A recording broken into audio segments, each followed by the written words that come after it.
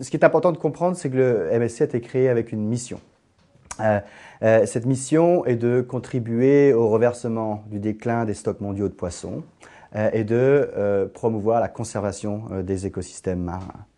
La façon dont nous avons décidé de le faire, et ça fait partie de notre mission aussi, c'est de promouvoir les produits issus de pêcherie durable, donc et bien gérée, auprès de la filière pêche aval et aussi des consommateurs, en utilisant un écolabel, le pêche durable MSC, que vous allez retrouver sur les produits dans vos supermarchés.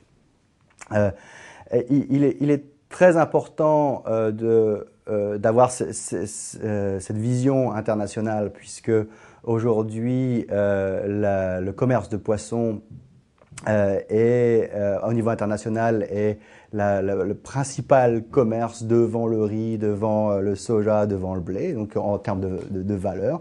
Donc il est très courant, notamment en France, de voir des produits venant d'autres pays consommés en France. Ça représente, je crois, entre 70 et 80% de la consommation en France. Donc, cette vision internationale est très importante. En termes de marché demandeur de produits labellisés MSC, l'Europe est largement en avance. Près de 85% des produits labellisés MSC sont vendus en Europe.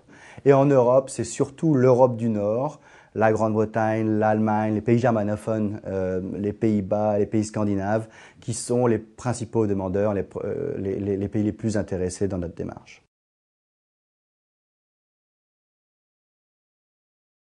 Dans la vision du MSC, on s'est dit, si l'on arrive à créer un marché pour les produits de la mer durables, et que ce marché est bénéfique socialement, économiquement pour les pêcheurs, vous allez avoir d'autres pêcheries, peut-être moins bien gérées, qui vont être intéressées pour aussi obtenir la certification.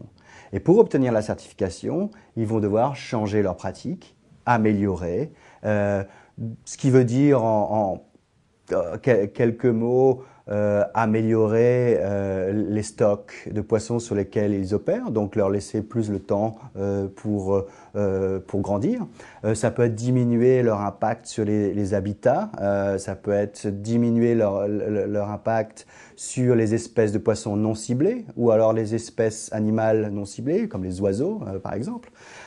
Donc les pêcheries vont mettre en place un nombre de mesures pour pouvoir obtenir la certification. Donc ce qu'on a vu aussi dans les premières années du MSC, c'est que les pêcheries qui ont obtenu la certification avaient dans la plupart de très bonnes pratiques, mais elles ont quand même bénéficié du programme et de la labellisation parce qu'ils ont pu mettre en avant leurs produits et se différencier par rapport à d'autres produits de poissons qui ne sont